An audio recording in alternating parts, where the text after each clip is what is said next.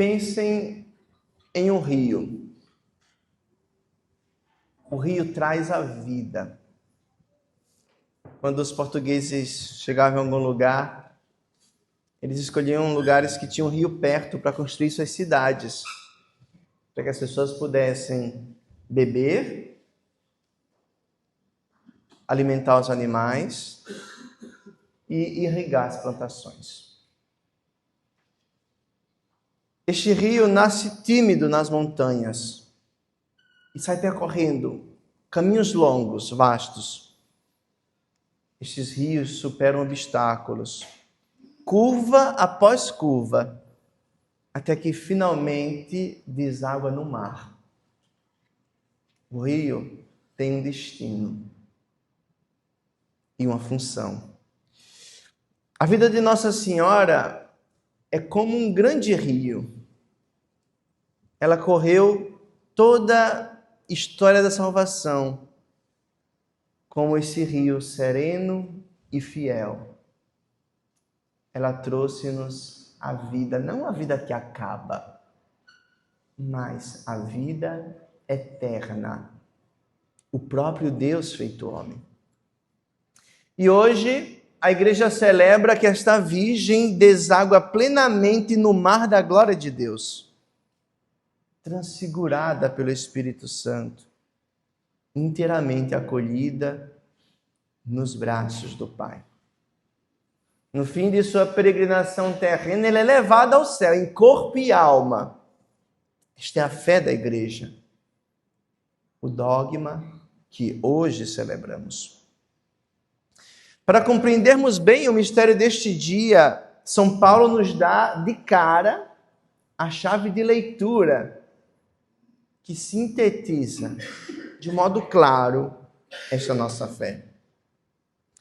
Cristo ressuscitou dos mortos como primícia dos que morreram.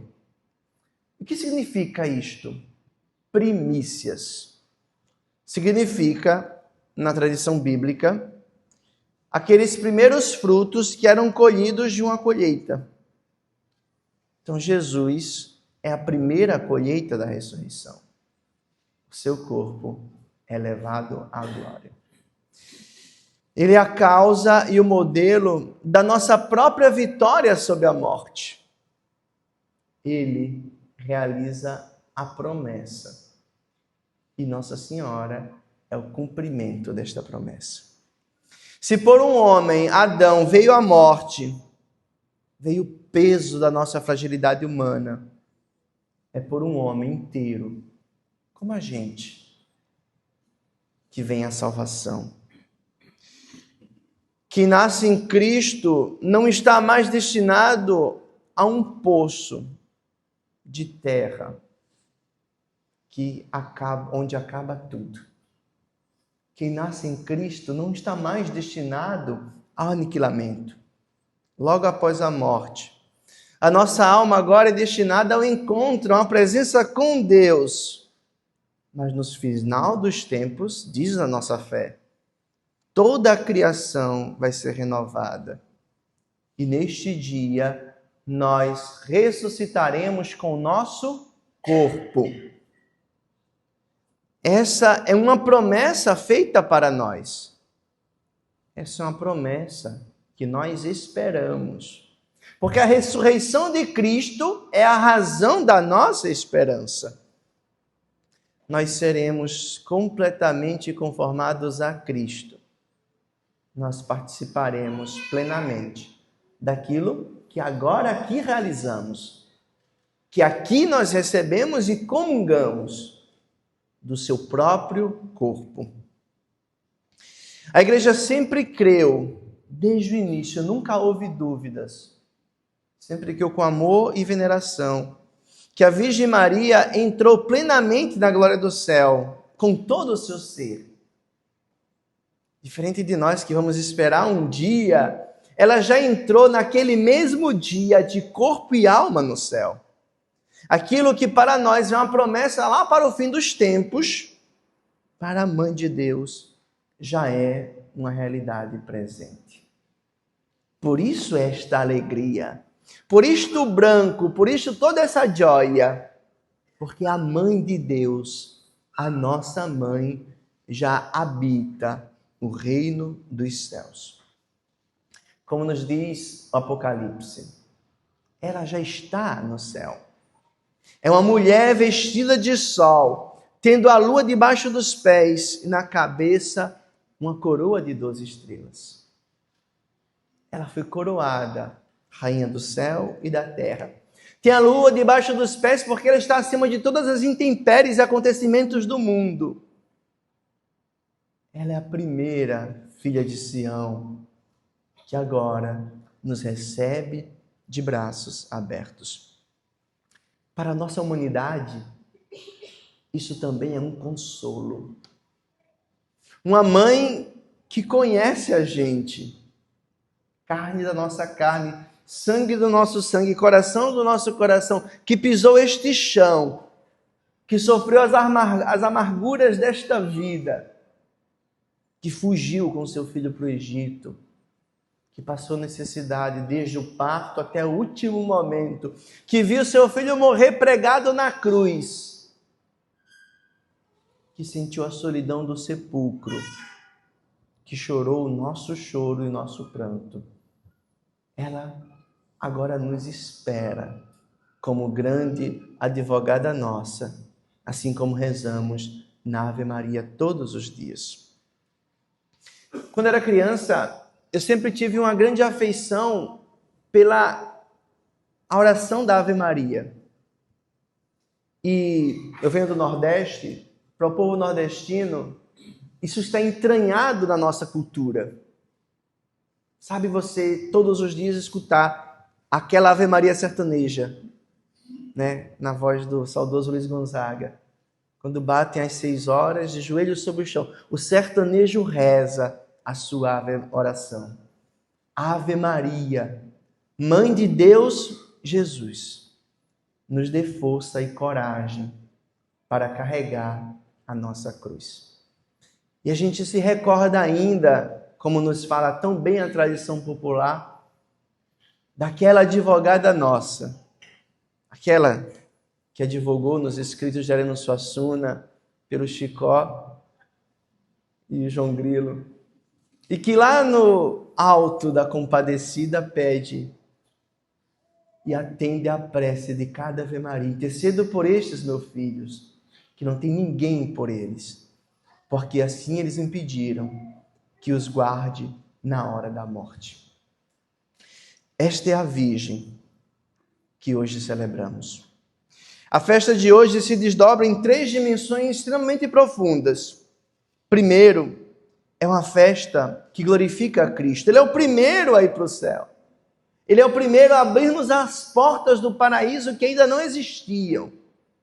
É nele que nós vamos habitar eternamente. E em Maria brilha este triunfo, o triunfo de Cristo, de sua cruz e de sua ressurreição. Em segundo lugar, é também uma festa da igreja, porque Maria é a imagem e a aurora da igreja triunfante. Ela é o destino da gente aqui. Assim como ela está agora na glória, também nós somos destinados a estar. Em terceiro, ela também é uma festa do povo de Deus.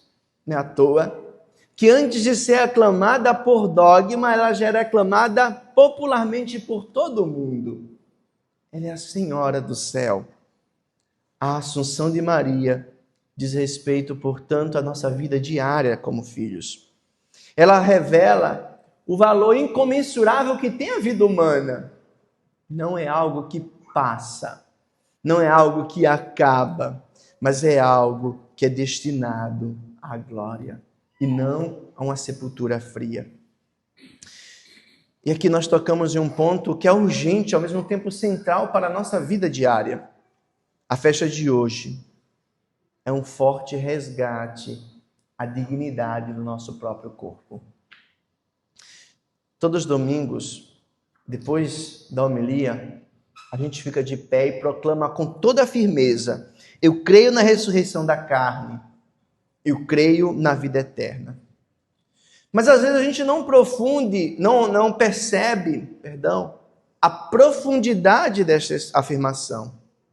Nós não dizemos que nós temos uma fé na sobrevivência de uma ideia. Nós não dizemos que nós temos uma fé apenas na imortalidade da alma. Mas nós dizemos, eu creio na ressurreição da carne.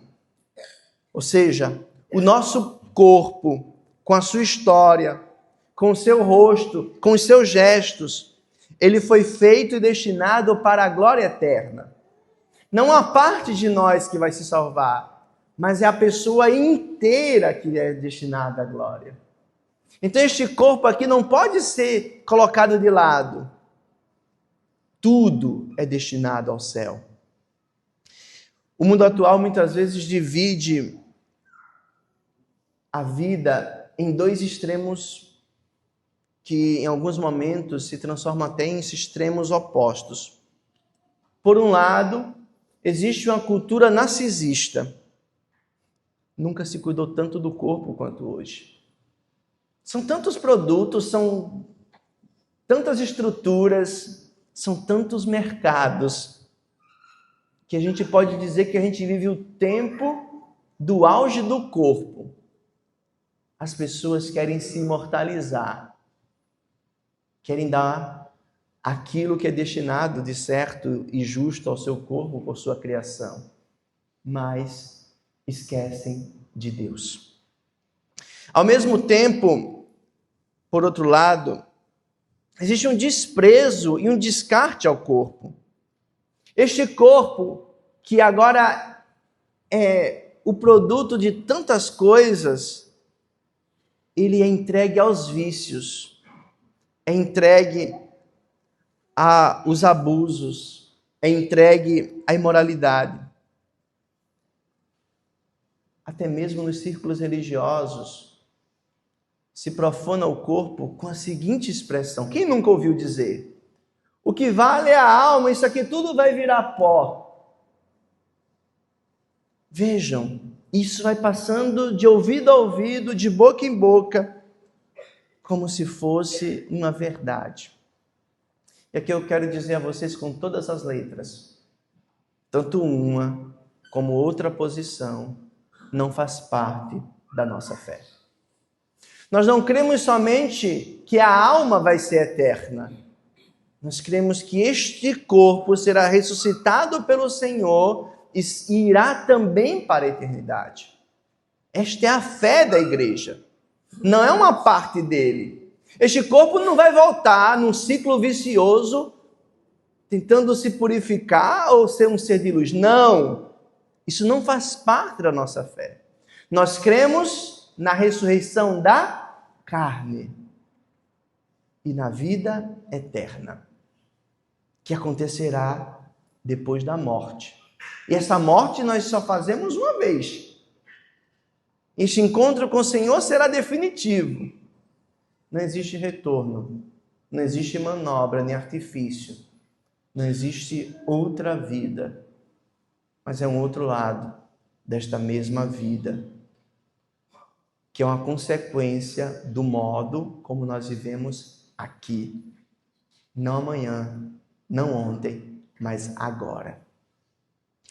E aqui tem algo que nos faz colocar a cabeça no lugar e não perder a esperança. Não importa como a gente viveu até agora. Enquanto o coração bater, e enquanto houver vida, nosso Senhor nos espera para nos dar o nosso destino final.